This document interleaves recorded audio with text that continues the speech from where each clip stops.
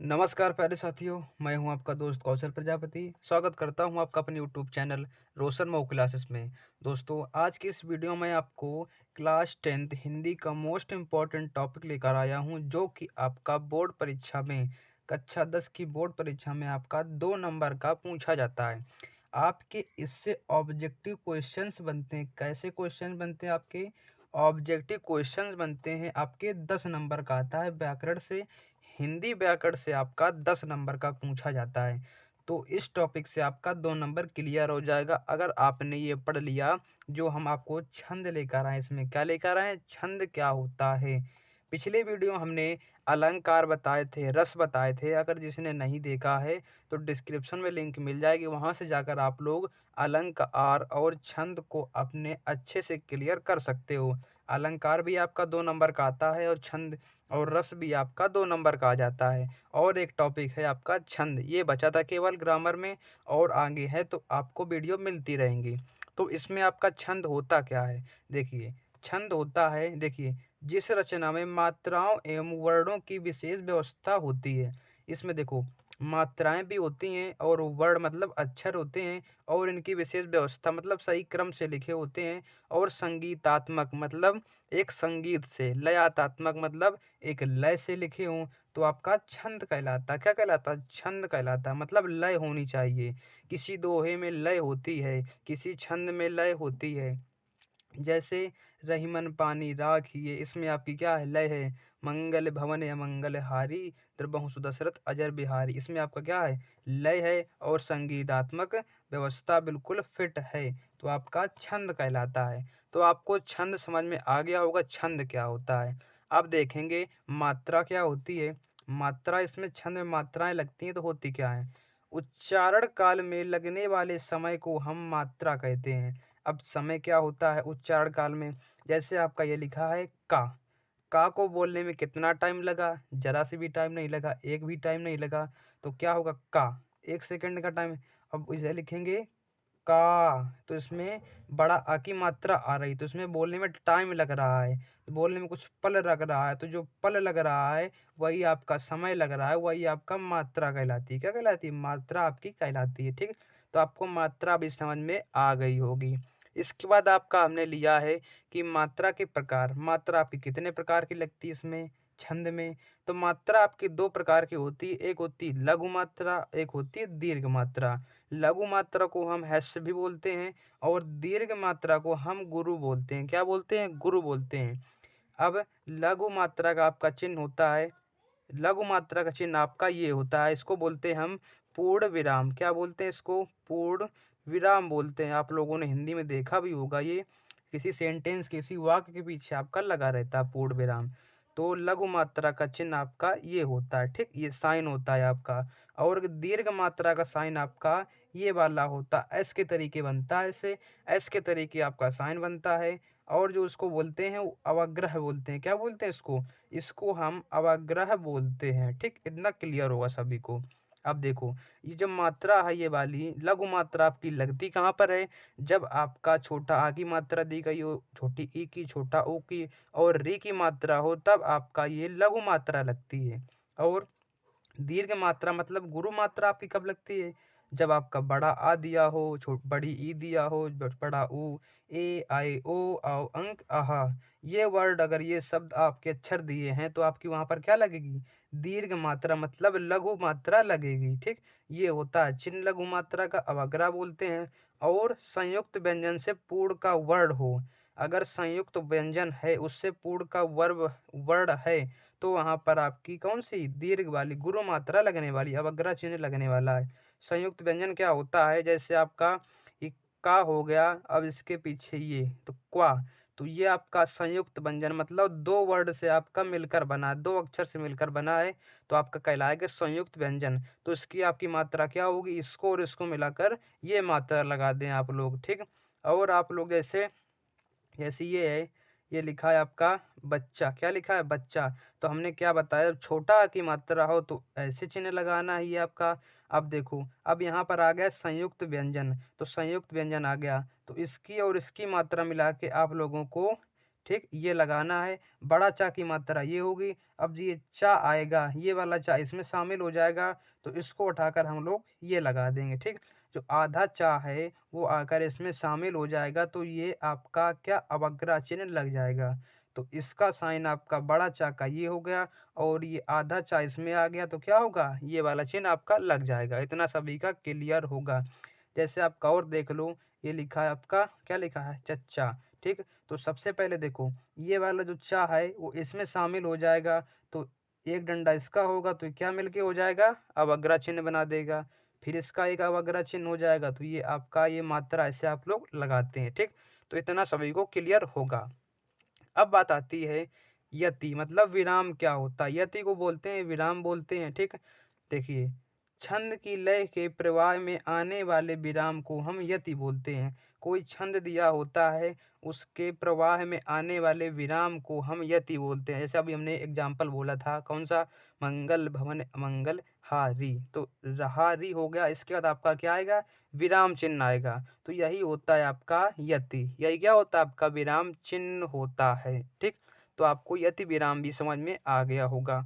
आप देखो, चरण क्या होता है। चरण आपका क्या होता है, देखिए, प्रायः 4 पंक्तियाँ छंद में होती हैं। छंद में कितनी पंक्तियाँ होती हैं, पेपर में क्वेश्चन आए, छंद में कितनी पंक्तियाँ होती हैं, तो आपको टिक करना है, 4 पंक्तियाँ होती हैं। ठीक, 4 लाइनें होती हैं। इन्हीं में से एक पंक्ति को चरण कहते हैं। 4 लाइन हो गई, मान लो एक लाइन ये, दूसरी लाइन ये, तीसरी लाइन ये, चौथी लाइन ये। ठीक, ये लाइन आपकी हो जाएंगी। इन्हीं में से एक चरण को, पहला चरण, दूसरा चरण, तीसरा चरण, चौथा चरण, तो कोई एक चरण उठा लो, कोई एक लाइन उठा लो, उसी को हम क्या कहते हैं, चरण कहते हैं। इतना क्लियर होगा। ठीक, अब सम चरण क्या होता है, विषम चरण क्या होता है। सम चरण मतलब दूसरा और चौथा। देखो, दूसरा ये वाला और चौथा ये वाला, तो ये दोनों मिलाकर क्या हो जाएंगे, आपके सम चरण हो जाएंगे। कौन सा, सम चरण होगा। आपको संख्या से भी पता चल रहा होगा, 2 और 4 कैसी सम संख्या है, तो सम चरण होगा। विषम चरण कौन सा है, एक और तीसरा, एक और तीसरों को मिलाकर आपका होगा विषम चरण। यानी पहला और तीसरे को मिलाकर हम बोलते हैं विषम चरण, और दूसरा और चौथे को मिलाकर बोलते हैं सम चरण। तो आपको चरण भी क्लियर होगा, मतलब पद क्या होता है। ठीक, अब इसके बाद आता है छंद के प्रकार। छंद कितने प्रकार के होते हैं, छंद कितने प्रकार के होते हैं, पेपर में क्वेश्चन आएगा कि छंद कितने प्रकार के होते हैं, तो आपको टिक करना है 3 प्रकार के। कितने प्रकार के, 3 प्रकार के। एक होता है वार्णिक छंद, एक होता है मात्रिक छंद, और एक मुक्तक छंद। क्या होता है, मुक्त छंद होता है। अब आपके जो पेपर में आने वाला है वो केवल मात्रिक छंद पूछा जाता है। कौन सा, मात्रिक छंद पूछा जाता है, और वार्णिक और मुक्त छंद आपका नहीं आता। ठीक, तो आपको इसमें केवल मात्रिक पढ़ना है। कौन सा, मात्रिक छंद पढ़ना है। और वार्णिक छंद क्या होता है, जिसमें वर्णों की संख्या गणना हो, वर्णों की संख्या की गणना की गई हो, मतलब इसमें वर्ण अक्षर आए हो उनकी गणना हो। मात्रिक में आपको क्या करना होता है, मात्रा की गणना करनी होती है, मात्रा की संख्या कितनी है, मात्रा की आपको गणना करनी होती है। मुक्त में आपका कुछ नहीं होता है, इसमें कोई बाध्यता नहीं होता है। तो ये आपका छंद क्लियर हो गया। छंद कितने प्रकार का होता है, छंद किसे कहते हैं, चरण क्या है, तो ये हमने आपका क्लियर कर दिया। अब इसके बाद आपका आता है, अब इसके बाद आपका आता है कौन सा, सोरठा। ठीक, ज- जो मात्रिक छंद है आपके कितने हैं, वो आपके 2 पढ़ने हैं। ठीक, मात्रिक छंद आपके 2, कौन से, सोरठा और रोला। पेपर में आ जाए सोरठा, ये क्या लिखा है आपका, रोला। सोरठा और रोला कैसे छंद हैं, तो आपको टिक कर देना, मात्रिक छंद। क्या टिक करना है, मात्रिक छंद आपको टिक कर देना है।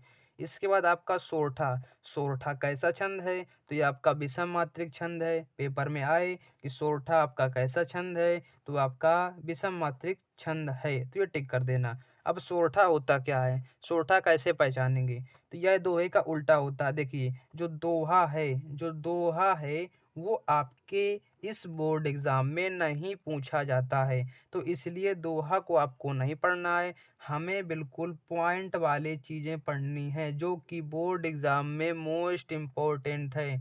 मोस्ट इम्पोर्टेंट वाली चीज़ें हमको पढ़नी है। ठीक, तो दोहा आपको अभी नहीं पढ़ना, अभी के लिए छोड़ते हैं हम दोहा। ठीक, तो यह दोहे का उल्टा होता है, कौन, सोरठा। इसके प्रथम और तृतीय चरण में, चरण आपको बता दिया था क्या होता है, प्रथम और तृतीय चरण मतलब विषम चरण में 11-11 मात्राएं होती हैं और दूसरे और चौथे चरण में 13-13 मात्राएं होती हैं। एग्जाम्पल देख लो, एग्जाम्पल से क्लियर हो जाएगा। ठीक, प्रथम और तृतीय चरण में पहला चरण का आपका कौन सा है, ये वाला। दूसरा चरण आपका ये वाला। तीसरा चरण ये और चौथा चरण आपका ये। तो पहले और तीसरे में कितनी 11-11 मात्राएं होती हैं। Clear clear. फिर दूसरे और चौथे में आपकी कितनी 13-13 मात्राएं होती हैं। इतना तो सभी को पता होगा, अभी हमने बताया भी है। मात्राएं गिनते कैसे हैं, तो हमने बताया इसमें ओ की मात्रा हो, इसमें देखो ओ की मात्रा तो इसका अवग्रह का चिन्ह लगाएंगे, लग गया। छोटा ओ की मात्रा ये लग गया। जिसमें छोटी ई मतलब मात्रा है तो उसमें क्या लगाते हैं, ये पूर्ण विराम लगाते हैं। ये देखो पूर्ण विराम आपका लग गया। अब देखो इसमें ओ की मात्रा है तो ये लग गया अवग्रह, इसमें पूर्ण विराम। अब इनको गिन डालो तो कितनी होंगी, 11 होंगी, क्योंकि इसमें कहा गया है प्रथम और तीसरे में 11-11 मात्राएं होती हैं। तो इसमें आपकी 11 होंगी मात्राएं, तीसरे वाले में आपकी 11 मात्राएं होंगी, दूसरे वाले में आपकी 13 होंगी और चौथे वाले में आपकी भी 13 होंगी। तो आप लोगों को बिल्कुल अच्छे तरीके से गिन लेना है। ठीक, गिन लोगे आप, फटाफट इसका स्क्रीनशॉट ले लो। अगर वीडियो समझ में ना आए तो दोबारा भी देख लेना। ठीक, अब आता है आपका रोला छंद। रोला क्या है, तो रोला आपका सममात्रिक छंद है। कैसा छंद है, सममात्रिक। अगर पेपर में पूछ दे कि रोला कैसा छंद है तो आपको टिक कर देना सममात्रिक छंद, आपको टिक कर देना। मोस्ट इंपॉर्टेंट है, मोस्ट इंपॉर्टेंट। ठीक, तो यह एक सममात्रिक छंद है। इसमें 4 चरण होते हैं। इसमें भी आपको देखो ये 4 चरण दिए गए हैं। कौन कौन से, ये चरण आपके दिए गए हैं 4। प्रत्येक चरण में 24-24। अब देखो 24 मात्राएं इसमें भी होंगी, 24 मात्राएं, सॉरी इसमें 24 नहीं, इसमें 12 होंगी। देखो कितनी मात्रा है इसमें, 1 2 2 4, इसको 2 गिनेंगे, इसको 2 गिनेंगे। ठीक, अवग्रह में 2 गिनते हैं, 1 2 2 4 5 6 2 8 2 10 11। ठीक, इसमें 11 और 13 मात्राओं पर यति होती है। ठीक, इसमें 11 और ये आपकी 11 मात्राएं होंगी, इसमें आपकी 13 मात्राएं होंगी, इसमें आपकी 11 मात्राएं होंगी, इसमें आपकी 13 मात्राएं होंगी। तो 11 और 13 मात्राओं पर यति मतलब विराम होता है। अब देखो इन दोनों को मिलाकर आपकी कितने 24 मात्राएं होंगी। इन दोनों को मिलाकर आपकी कितनी 24 मात्राएं होंगी। ठीक, ठीक, इन दोनों को मिलाकर आपको 24 मात्राएं, इन दोनों को मिलाकर आपको 24 मात्राएं दी जाएगी। आप लोग मात्राएं गिन लेना। सुनि केवट के बयन, प्रेम लपेटे अटपटे, बिहसे करुणा अयन, चितय जानकी लखनतन। तो ये आपको सोरठा आपको कंप्लीट करके जाना है। एग्जाम्पल आपका नहीं पूछा जाता, केवल पेपर में आता कैसा है, पूछ दे रोला कैसा छंद है तो टिक करना है सममात्रिक छंद। इसमें कितने चरण होते हैं, इसमें 4 चरण होते हैं। इसमें मात्राएं कितनी होती है, तो 24-24 मात्राएं होती हैं। ठीक, ये आपको ऐसा पेपर बन सकता है, ये आपका पेपर ऐसा बन सकता है। अब ऐसे जैसे आपका सोरठा पूछ दे, सोरठा क्या होता है, सोरठे में कितने कौन सा छंद है, तो विषम मात्रिक छंद आपको करना है। यह दो का उल्टा होता है, पूछ देगा। ठीक, अब इसमें पूछ देगा ये प्रथम, इसमें प्रथम और तृतीय चरण में कितनी मात्राएं होती हैं, तो आपको बता देना 11-11 मात्राएं होती हैं। और पूछ दे दूसरे और चौथे चरण में कितनी, तो आपको 13-13 मात्राएं बताना है। ठीक, पेपर में आपका ऐसा आता है।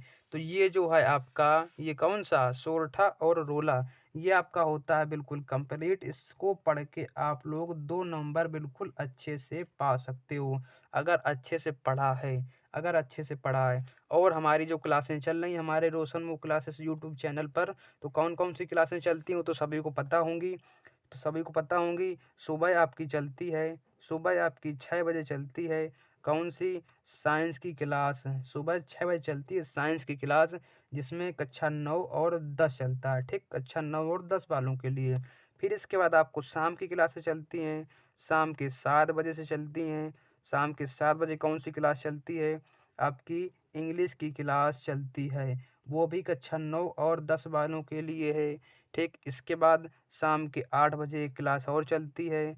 शाम के 8 बजे वो कौन सी क्लास चलती है, वो भी आपकी इंग्लिश की क्लास चलती है। वो किस क्लास के लिए है, वो जो 6 से लगाकर 6 से लगाकर कक्षा 8 तक के बच्चों के लिए शाम के चलती है। ये आपका टाइम टेबल है। और जो हिंदी का आपका शेड्यूल है, इसमें आपके जो रिकॉर्डेड वीडियो हैं, आपके रिकॉर्डेड वीडियो डाले जाते हैं, ठीक? 10, 15, 20 मिनट के रिकॉर्डेड, उसमें आपका जो इम्पोर्टेंट है वो सब कवर किया जाएगा। जितना भी आपका इम्पोर्टेंट टॉपिक है 2025 के लिए, वो सब कवर किया जाएगा, ठीक? अगर ये वीडियो अच्छा लगा हो तो वीडियो को लाइक करें और हमारे चैनल को सब्सक्राइब करें और नोटिफिकेशन ज़रूर ऑन कर लेना, ताकि जब वीडियो डालें कोई इम्पोर्टेंट वाला, तब वो आपके पास बिल्कुल आसानी से आ जाए। मिलते हैं अगले वीडियो में, तब तक के लिए धन्यवाद।